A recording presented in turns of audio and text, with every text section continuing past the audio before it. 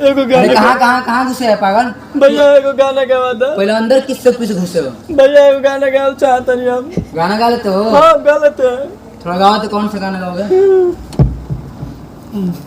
अब गाना सुनिए भैया, चंदन चंचल का। चंदन चंचल का? हाँ। कौन सा गाना गाओ तो?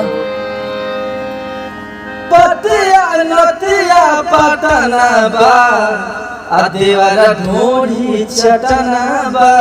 ये कौन सा गाना है? ऐसा गाना इसमें नहीं गाया जाता है पागल। रखो माइक इसमें रखो भैया, गा लेंगे। ऐसा गाना नहीं गाता। कोई भक्ति उक्ति सुनाओ, कुछ सुंदर सुनाओ। अभी सुन के इधर बज रहा है। कौन सा गाना? यही। तो ये कौन सा? तुम अपना गाओ, कुछ अलग अंदाज से अपना गाओ। चलो गाओ वो भी गाओ, चलो गाओ। अरे पतिया नतिया पटना बा, देवारा ढोढ़ी चटना बा, देवारा ढोढ़ी चटना बा।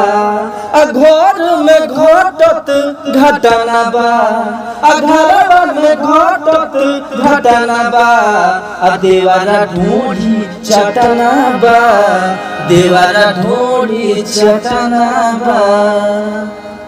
गाना गा रहे हो कि ऐसे क्या कर रहे हैं? मसले हो पागल। गाना गाओ, ठीक से गाओ। और कुछ गा लेते हो? हाँ भैया, क्या गा लेते हो? भोजपुरी में ना मनी मेराज और कृष्णा जी के हम फैन हैं।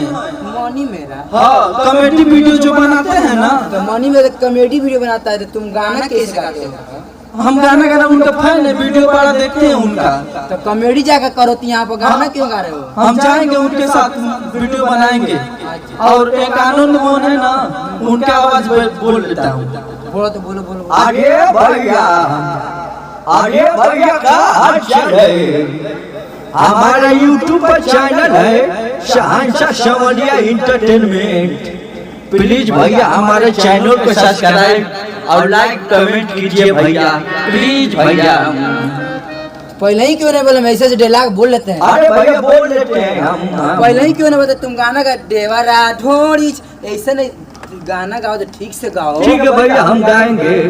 गाओ भैया, बाकी हमारे चैनल को बोल दीजिएगा सब्सक्राइब कराने के लिए। ठीक है प्लीज भैया, ठीक है बोल दूंगा तुम्हारे चैनल को।